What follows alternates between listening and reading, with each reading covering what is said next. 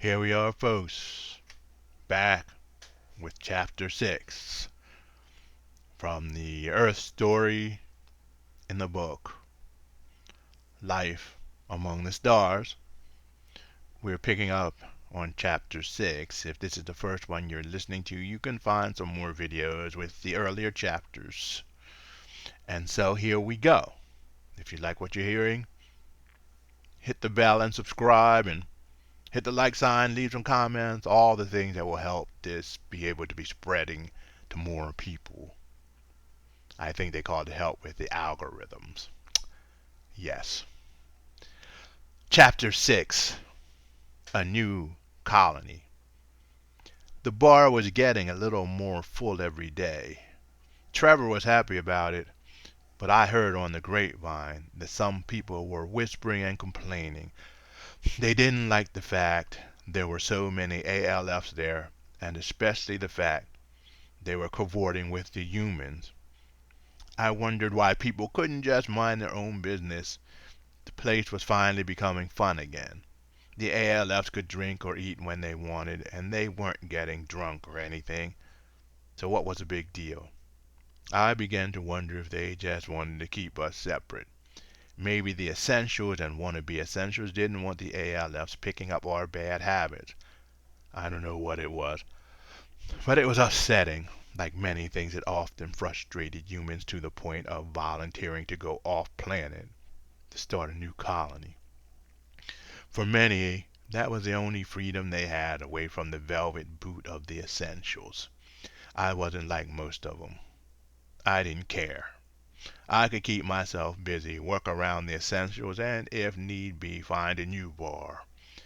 But many were landlocked, living in little houses that were a bigger version of my pod, made out of bent synthetic sheets of recycled wood. We all lived simply and didn't mind. Solar panels, wind energy, internet access. What else did we need? We had the whole outdoors to live in most of the time, and group community centers for larger gatherings. It was paradise to me. Some people wanted more, though. They were looking at the Essentials and coveting what they had. Large mansions with grounds and more bathrooms than a person with terminal diarrhea could even use. They were wanting things. Cars, houses, status, those things. They came by with the way they dressed. They wanted ALFs to order around like modern day slaves. They couldn't have those things without tricking the system or selling out, just hoping to be adopted into the essential class, like little barking dogs who had proved how well trained they were. They were the complainers and the kiss-ups. The problem was that they were unloved by anyone, even the Essentials. After these people were used sufficiently, they often ended up being shipped to some strange moon or planet in order to start a new Earth colony. They would either try to take over and start a colony they would be in charge of, or finally learn their lesson. On Earth, such behavior, being a kiss-up, was no longer tolerated. One could not become an Essential no matter how hard one tried. But one could be happy if they were satisfied with themselves and their lifestyles. I was happy. So I sat there with my ALF friends, having a drink and listening to them telling me stories from all of the books written on Earth for the last 4,000 or 5,000 years. Who could ask for anything more? Kathy was good, and not only at telling the stories but acting them out. She made you feel like you were there. She was very funny. She was a delight. I found myself wanting to be around her more and more. Roland and I had become close friends. When he wasn't working, which was not that often, we would hang out or take trips to the nearby communities he was in charge of patrolling. My life was good. Why had I agreed to run for a political office? I must have been crazy. Roland would often remind me that they needed people like me in charge. This could be a big career move, he said. You could climb the ladder and make things better for all of us. The ALFs all nodded. I would do that, I said. I would try to make things more fair for everyone. Fred, another human being at the table, grinned. And all you'll do is end up on some asteroid, trying to farm, if you keep talking like that, he said in a low voice. Don't you know they don't want to hear that talk? You better not run on that platform or you may be disappeared. He looked around before continuing. Do you think all those people volunteered to go off planet? The debt was called in because they were taking too much and they either had to go to debtor prison or go off planet. I couldn't believe that. The ALS didn't reply. I looked at them. They were quieter than I had ever remembered. I lowered my voice. Do you have a jamming device? I asked Roland. He looked at me angrily for a second. He reached into his pocket and pulled out a flat disc with a small button on top. He squeezed the button. You trying to get me sent off planet? He asked. You know we aren't supposed to be helping you talk about overthrowing the social order. Why'd you turn it on? I said. He grinned. You're exaggerating. I need to know this if I'm running for office. I can't go in there blind to get anything done. He thinks like a politician, Kathy said with a grin. Well, let's get on with it before they locate the disc that is canceling things out. What are you saying, Fred? I've heard rumors about things like that, but are they true? Sure they are. Ask Roland. I'm not programmed to respond to such questions, Roland said. The other ALFs laughed. Don't bullshit me with your programming, I said. Do it anyway, he frowned. Yes, it is true. Ask the human. He knows. I looked at Fred. He gave me a nod. You need to talk with a few more people around here who are politically savvy if you want to run for office. Those essentials are ruthless, you know. Not out of spite. Just because they don't think humans are worth much on this planet. Anyway, they think we need to create our own planets and rule over them. They don't care about you. You didn't have to add that part, I said. He laughed out loud. Kathy grinned. We care about you. Don't worry, she said. The ALFs around the table nodded. I do too, Fred said. Let's see what we can all do to make this world a little better for everybody. What do you mean? This place is perfect for humans. Not for the ones who don't agree with some of the policies in place concerning ALFs. We don't want them to be property. We want them to be citizens with rights. You better shut up, I said. You're going to get us killed. See? I knew you knew what was going on. You knew what I was talking about. Chapter 7. It was his dream. Sheila watched the floors pass. As she moved upward on the fast-rising elevator, the glass doors on the elevator gave her just a glimpse of all the floors in a flash. Even moving so fast, she noted how empty this high-rise was. Most of it was something called high-rise farming. Long ago they had moved most farming inside so they could control the atmosphere more precisely and get maximum production. This was farming. Hydroponics as well as traditional farming. One floor after the other, fruit trees, nuts, root vegetables, beans, greens, corn, rice, anything you could think of, growing in a high-rise where her father lived. It was his dream. He had worked hard to gather the resources together to create this monster of a building, supplying thousands of tons of food every year. They thought he was crazy when he first proposed it. He kept pushing. He was investing on every new gadget he could find and investing any of his profits into his dream. Finally, he got a hold of an old burned-out building. They repaired the top floor and made sure the elevator was safe. She remembered as she and her family moved into this big old haunted building. All the way up, one floor after the other, there was nothing but darkness, cobwebs, rats, anything that could survive in there. On the top floor, paradise. The top floor of a whole high-rise, occupied by one family. She could play, run, ride her bike, do just about anything, unsupervised, as loud as she wanted.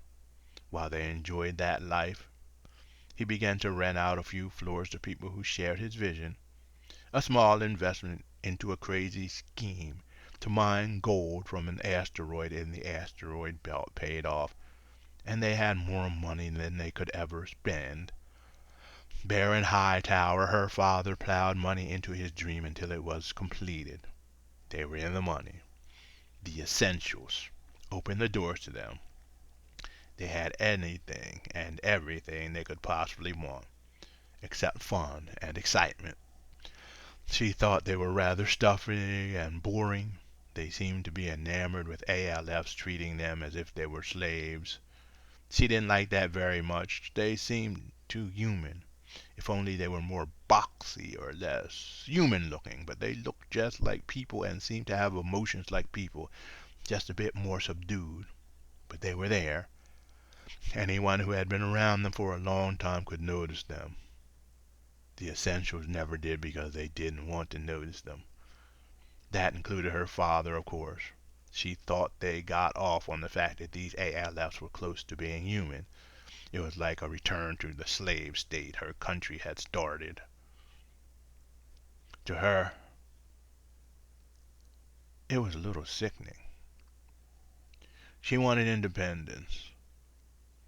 As soon as possible, she moved out, studied hard at school, and became a lawyer. She worked with just about anyone. She had many poor clients. They were often pitiful. She often wondered if they were getting what they deserved. They were so stupid. But she tried not to allow herself to think that way. She shook her head, just as the door to the penthouse opened. Her father was sitting on a white Haitian wool sofa, facing a large window, just about to turn the page of the book he was reading. He turned when the bell rang and saw her coming in. Baron was a somewhat short man. He was about 5'6". He looked burly, but it was all muscle. His hair was cut short. He sported a pencil-thin mustache and beard. At the moment his full lips were puckered up in disapproval. He was in a green polo shirt with khaki pants and plain black sneakers, more like casual shoes. He stood and closed the book, making sure to put the bookmark in the right place. He walked over to her. "So here you are again. I guess you need some money or something," he said.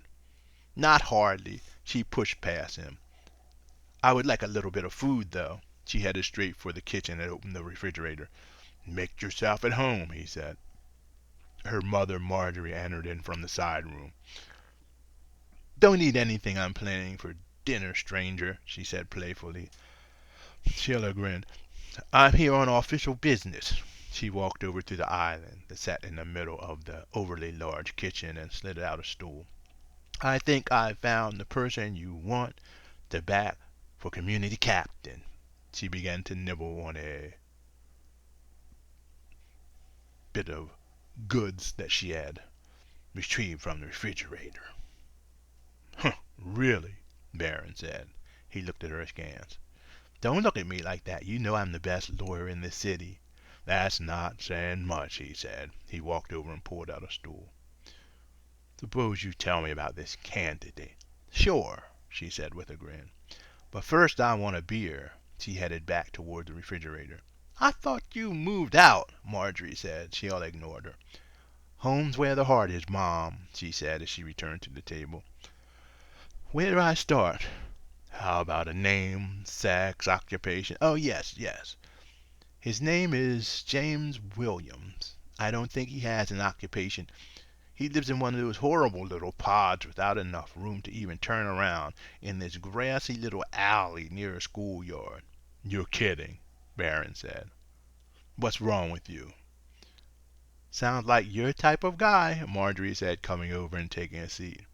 She took one of Sheila's nuts and began to chew on it. Baron frowned. "Of all the people, you find a homeless person." "No, he isn't homeless. He owns a sizable piece of land back there, a food forest." Baron perked up a bit. "A food forest. Really? How big is it? Giant. More than he can eat. He just lets people come and take it, even though he doesn't allow people to live in it or sell it. He's a nice guy from what I can see. He just doesn't care about money. Baron groaned. He doesn't, she said.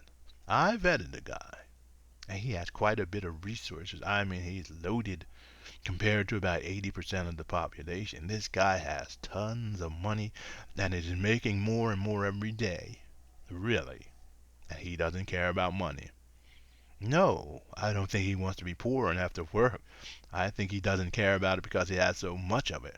Wow, that's a good problem to have, Marjorie said.